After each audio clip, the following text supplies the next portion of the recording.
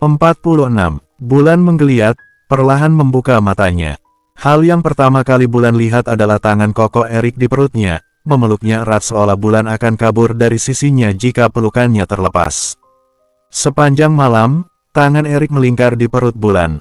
Tatapan Bulan berhenti di wajah tampan Erik. Hidung mancung, alis tebal, rahang yang tegas dan terlihat kokoh. Erik sempurna. Bulan tidak akan menyangkal bahwa dia memiliki ketertarikan pada Erik.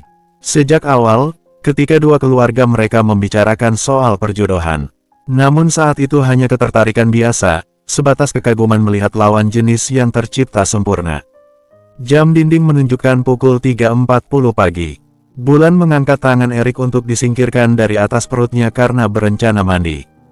Sayangnya tangan kokoh itu justru bergeser ke atas dan mengeratkan pelukannya. Menekan bulatan milik Bulan yang lembut, kenyal dan hangat.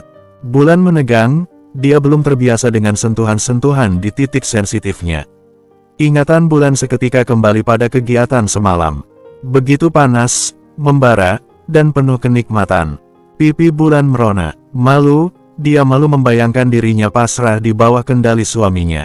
Mengeluarkan suara-suara yang tidak pernah dia keluar sebelumnya. Hanya di depan Erik, untuk pertama kalinya malam itu. Rasa nikmatnya menjalar, Bulan serasa dibawa terbang melayang-layang. Desa hanya lolos begitu saja, sulit ditahan. Bahkan saat Bulan merasakan ledakan yang hebat, dia menyerang kencang tanpa rasa malu. Memeluk erat leher Erik sampai menyebut namanya. Sekarang Bulan sangat malu dan merasa tidak memiliki muka lagi di depan Erik. Dia harus berbuat apa ketika Erik bangun nanti? Pura-pura tidak melihat, menghindar atau meminta Erik untuk melupakan kegiatan tadi malam. Rasanya tidak mungkin, itu terlalu konyol. Tenang Bulan, tenang. Kamu akan berubah galak jika dia mengejekmu nanti. Gumamnya dalam hati. Bulan berusaha menyingkirkan tangan Erik lagi, tapi kali ini malah membuat pemiliknya terbangun. Mau kemana? Suara Erik serak dan berat. Matanya menyipit, kesadarnya belum terkumpul sepenuhnya, tapi dia tahu Bulan ingin turun dari ranjang. Bulan memalingkan wajah. Sudah hampir jam 4, aku harus mandi. Mendengar itu, Erik langsung membuka matanya lebar-lebar dan mengubah posisi menjadi duduk. Masih sakit, nada bicaranya terdengar khawatir. Bulan menarik selimut agar tubuh polosnya benar-benar terbungkus dan ikut duduk seperti Erik. Nyeri, dia merasakan nyeri di bawah sana. Tidak mau berbohong, Bulan akhirnya mengangguk malu. Tidak apa-apa, nanti juga hilang. Ujarnya meyakinkan, sebab tatapan Erik juga penuh kekhawatiran. Aku akan memeriksanya, bisa jadi lecet atau robek mung. Plak, Bulan memukul lengan Erik, wajahnya menjadi cemberut karena kesal. Tega sekali. Mas Erik berharap seperti itu. Bibir Bulan mencebik. Erik menggeleng cepat. Tidak sayang, justru aku berharap kamu baik-baik agar kita bisa melakukannya lagi. Itu sebabnya aku ingin memeriksanya. Erik memegangi selimut, berniat untuk membukanya, tapi Bulan menahan tangan Erik sekuat mungkin. Jangan, aku akan memeriksanya sendiri. Tolaknya tegas. Memeriksanya sendiri. Bagaimana caranya? Kamu akan kesulitan. Lebih baik aku saja. Bulan menggeleng cepat. Tidak mau, aku malu. Serunya. Erik mengerutkan keningnya. Malu, lalu yang tadi malam kamu tidak malu. Aku sudah melihat semuanya Bulan. Bahkan memasuk. Bulan menutup mulut Erik dengan tangannya. Mas Erik, diam tidak. Diam-diam Erik menyibak selimut Bulan karena tidak ditahan lagi oleh Bulan yang sibuk menutup mulut Erik. Ah, teriakan Bulan memenuhi kamar. Bahkan mungkin terdengar sampai ke lantai bawah. Rileks Bulan, tubuh kita sudah pernah menyatu, tidak perlu malu. Erik mengusap kepada Bulan, sedangkan satu tangannya berusaha membuka kaki Bulan. Mas, aku tidak mau. Tapi aku mau. Kita lihat apa kamu terluka atau tidak. Erik benar-benar melakukannya. Kaki Bulan dibuka lebar dan dia menundukkan kepala di sana. Jangan ditanya bagaimana reaksi Bulan saat ini. Wajahnya sudah mirip kepiting rebus. Tubuhnya kaku, untuk sekedar bergerak saja rasanya sangat malu.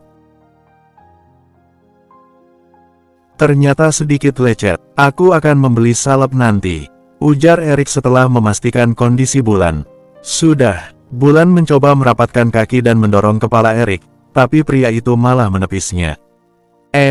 Mas Erik. Bulan terkejut merasakan jemari Erik membelai, bergerak naik turun mempermainkannya. Erik mendongak, dia mengulum senyum ketika melihat mata sayu Bulan dan wajahnya yang merah.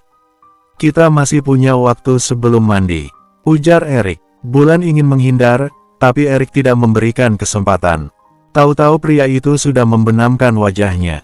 Mas, itu menjijikkan. Bulan mendorong kuat kepala Erik dan berhasil melepaskan diri. Tidak sayang, kamu akan menyukainya. Erik memaksa Bulan, tidak peduli meski Bulan memberontak dan pada akhirnya Bulan menyerah. Erik terlalu gila untuk Bulan yang tidak paham gaya percintaan. Tapi yang pasti, Bulan selalu mendesah, mengerang dan meledak hebat. Bulan tidak punya tenaga lagi untuk jalan ke kamar mandi, itu sebabnya dia pasrah saja ketika Erik menggendongnya. Tadi Erik sempat memposisikan Bulan di atas, tanpa pengalaman, tanpa tahu teori, Bulan diminta untuk melakukannya. Jadilah sekalian Erik memberikan edukasi pada istrinya agar di lain waktu, Bulan bisa mendominasi permainan. Selesai mandi, Bulan bergegas melepaskan spray. Ada bercak merah yang tertinggal di sana. Noda itu sebagai bukti bahwa Bulan mampu menjaga marwah dan kesuciannya untuk Erik sebagai suami. Bulan terkejut merasakan pelukan di perutnya. Terima kasih sudah menjaganya untukku, bisik Erik. Wajah Bulan bersemu merah. Cepat ke masjid, nanti terlambat. Bulan melepaskan diri, membawa gulungan spray itu dan meletakkannya di keranjang baju kotor. Asteris. Bulan sedang memasak di dapur bersama Bik Asi ketika Erik pulang dari masjid setelah sholat subuh. Erik menghampiri Bulan dan secara otomatis Bulan mengulurkan tangan mencium punggung tangan Erik. Bik Asi diam-diam mengulum senyum. Majikannya mengalami perubahan yang positif dari hari ke hari. Semua itu karena Bulan, Erik perlahan menjadi orang yang jauh lebih baik lagi. Sejak pertama kali melihat Bulan dibawa ke rumah ini, Bik Asi sudah menduga Bulan akan menjadi istri yang baik. Ini akan jadi gosip baik, Bu Soraya pasti senang mendengarnya. Gumam Bik Asi dalam hati. Pelan-pelan Bik Asi melangkah mundur, keluar dari dapur. Dia tidak akan mengganggu majikannya. Kamu baik-baik saja, apa tidak sakit menuruni tangga? Erik menatap istrinya khawatir. Bulan menggeleng. Sana menjauh, jangan mengganggu. Erik didorong pelan agar menjaga jarak, sebab dia terlalu menempel pada Bulan. Tidak ingin dibantu. Aku juga bisa memasak, ujarnya. Bulan tertawa. Erik benar-benar penipu. Apa yang bisa Mas Erik masak? Mie instan, tanyanya meledek. Kamu meremehkan kemampuanku. Erik tertantang. Dia mengambil pisau yang tadi ditinggalkan Bik Asi begitu saja. Ada sayuran di sana dan dia langsung memotong-motongnya. Terlihat kaku, tapi caranya benar. Aku memasak sendiri saat kuliah di Aussie. Bulan menoleh, merasa tertarik dengan kisah hidup suaminya. Cerita lebih banyak saat Mas Erik kuliah, aku ingin mendengarnya. Bulan tampak antusias. Dulu dia sempat bercita-cita kuliah di luar negeri, tapi takdirnya di negara sendiri. Beri aku ciuman, maka akan aku ceritakan semuanya. Erik mendekatkan wajahnya pada Bulan. Kalau begitu Mas Erik tidak perlu menceritakan apa-apa, sahut Bulan. Erik terkekeh. Bulan menolak menciumnya. Bersambung. 47. Bulan sedang membereskan meja kerjanya ketika Lea dan yang lainnya datang. 3 orang itu berdiri di depan meja kerja Bulan, mengamankan Bulan agar tidak pulang begitu saja. Sore ini mereka sudah ada acara, ada salah satu teman kerja yang berulang tahun hari ini dan mengajak makan bersama sepulang kerja. Tadi siang Bulan sempat menolak, beberapa mereka mendesak dan Bulan mengatakan akan meminta izin dulu pada Erik. Jika sebelumnya Bulan tidak perlu meminta izin saat beraktivitas di luar, sekarang dia mulai membiasakan diri untuk meminta izin setiap akan melakukan kegiatan di luar rumah. Melupakan soal perlakuan Erik di awal-awal pernikahan, Bulan berusaha menerima dan tidak menyimpannya sebagai dendam. Selagi Erik mau berubah, menunjukkan bahwa dia serius memperbaiki semuanya, Bulan dengan senang hati memaafkan dan menerima. Manusia memang tempatnya salahkan. Bulan hanya memberikan kesempatan kedua. Bul, kamu bisa ikutkan? Tanya Lea. Harus bisa. Kalaupun tidak, akan kita paksa. Seloroh Nia bercanda. Bulan geleng-geleng dengan kelakuan teman kerjanya. Aku tidak bisa lama-lama, jam 6 harus pulang. Jawabnya, tidak masalah, yang penting bisa ikut. Let's go. Lea menarik tangan Bulan dan membawanya keluar. Orang-orang menyusul di belakang dan sebagian sudah turun ke bawah. Restoran di seberang perusahaan menjadi pilihan agar tidak memakan waktu di perjalanan. Ada 15 orang yang bergabung, termasuk Andra, manajer di divisi mereka. Pria dan wanita bergabung di meja yang sama. 3 meja dijadikan satu agar cukup menampung semuanya. Orang-orang duduk secara acak. Di sisi kiri Bulan ada Nia dan di sisi kanannya ada Andra. Bulan sempat kaget melihat Andra duduk di sebelahnya, tapi satu-satunya kursi yang saat itu kosong hanya di sebelah kanannya, tepat di ujung meja. Nanti pulang bareng siapa? Andra bertanya pelan. Sangat pelan, seolah tidak ingin ada orang lain yang mendengarnya selain Bulan. Sambil menoleh, Bulan tersenyum kaku. Pakai taksi pak, bareng saya saja, kebetulan saya mau mampir ke rumah Baskoro. Rumahnya hanya beda klaster sama kamu, ujar Andra. Bulan menggeleng. Makasih tawarannya pak, saya mau pakai taksi saja. Andra mengangguk dan tidak memaksa. 10 menit kemudian semua makanan dan minuman sudah tersaji di atas meja. Pemilik acara sudah menyiapkan ini sejak kemarin, jadi pihak restoran menyiapkan makanan sebelum mereka datang dan hanya perlu ditata di atas meja. Sebelum makan, kita beri doa dulu untuk yang berulang tahun. Bagaimana Ustazah Bulan? Boleh dimulai doanya, ucap salah satu dari mereka. Kebetulan hanya Bulan satu-satunya wanita yang berhijab, selain itu, Bulan juga tidak banyak tingkah dan kalem. Tidak heran jika rekan-rekan kerjanya kerap kali memanggilnya Ustazah. Aku tidak bisa. Lebih baik diserahkan pada Pak Andra saja, beliau yang lebih pantas. Bulan melirik Andra di sebelahnya. Jika rekan kerja yang berulang tahun perempuan, Bulan mungkin bersedia melakukannya.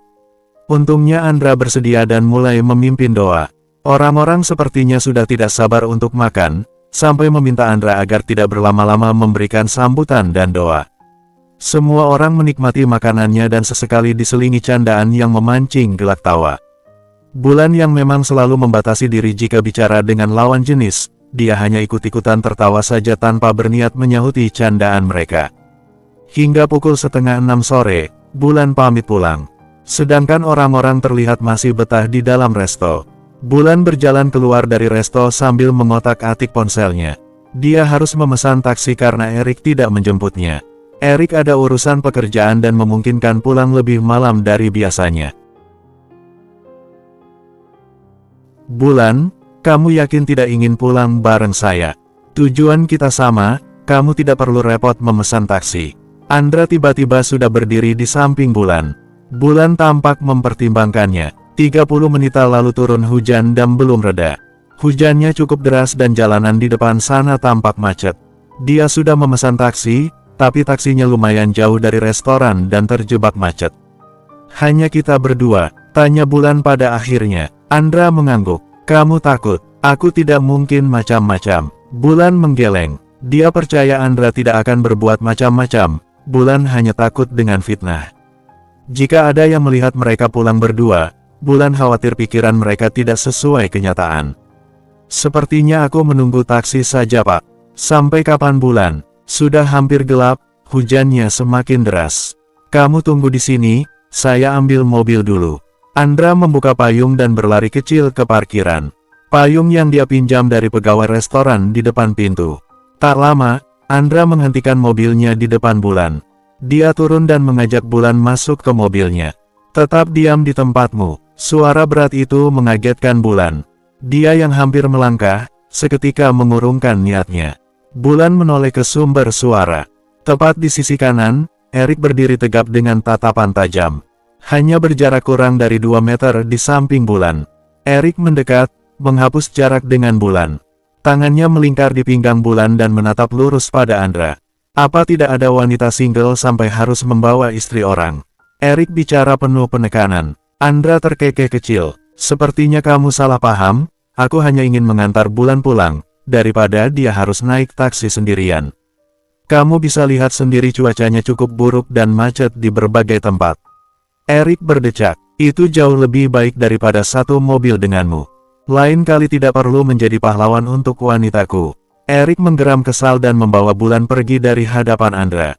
Bulan sempat meminta maaf sebelum dia benar-benar dibawa menjauh oleh Erik. Dan disinilah Bulan dan Erik berada, di dalam mobil yang terparkir di sebelah restoran. Keduanya saling diam, Erik menunggu Bulan memberikan penjelasan, sedangkan Bulan tidak tahu harus bicara apa. 5 menit, 10 menit, hingga 15 menit dalam keheningan, hanya suara gemercik air hujan yang turun sangat deras, sampai Erik akhirnya tidak tahan untuk membuka mulut. Kamu tidak berniat memberi penjelasan. Jika aku terlambat datang, pasti kamu sedang satu mobil dengan pria sialan itu sekarang. Erik bicara ketus. Nada kekesalannya begitu kentara. Aku sudah memesan taksi, tapi karena macet di mana, kemungkinan taksi itu akan tiba dalam 30 menit. Aku pikir menerima tawaran Pak Andra bisa membuatku lebih cepat sampai di rumah. Ujar Bulan dengan pandangan tetap lurus. Bagus sekali, dia pasti senang karena berpikir kamu bisa didekati dengan mudah walaupun sudah bersuami. Di lain waktu, dia akan terus menawarkan pulang bersama. Mas, kamu tidak berpikir itu keterlaluan. Bulan menatap Erik, ada kekecewaan di sana. Menurutmu, aku harus bicara seperti apa? Erik mencondongkan badannya pada Bulan, sebelum Bulan memalingkan wajah, tangan Erik lebih dulu meraih dagu Bulan dan mengapit dengan jarinya. Aku tidak mau melihatmu satu mobil dengan pria lain. Tegasnya, tiba-tiba Erik membungkam bibir Bulan dan menciumnya dengan rakus, penuh amarah, kecewaan dan cemburu. Bersambung, 48. Mungkin Erik berlebihan, dia tidak cukup baik dalam mengontrol emosinya. Hanya melihat Bulan hampir pulang bersama pria lain, Erik langsung meledak-ledak. Kecemburuannya tampak tidak masuk akal, sampai ada larangan untuk Bulan agar tidak pernah satu mobil dengan pria lain. Lalu bagaimana jika keadaannya mendesak? Memaksa Bulan mau tidak mau harus satu mobil bersama pria lain. Bukankah tidak masuk akal jika sampai Erik bersikap seperti tadi?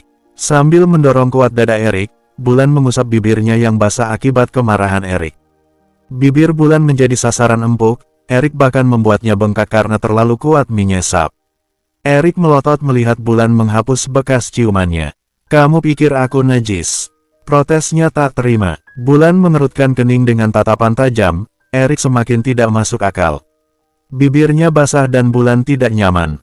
Lalu, apa Bulan harus membiarkan saliva Erik menempel di sekitar bibirnya jika tidak hapus? Aku tidak mengatakan apapun, tapi kalau Mas Erik berpikir seperti itu, terserah saja. Bulan mengedikkan bahunya acuh. Biar saja Erik berpikir dengan prasangkanya, Bulan tak mau ambil pusing. Erik tidak bicara lagi, dia menyalakan mesin mobil lalu melajukannya, menyatu dengan kemacetan dan hujan deras. 15 menit dalam keheningan. Perjalanan ke rumah masih lumayan jauh.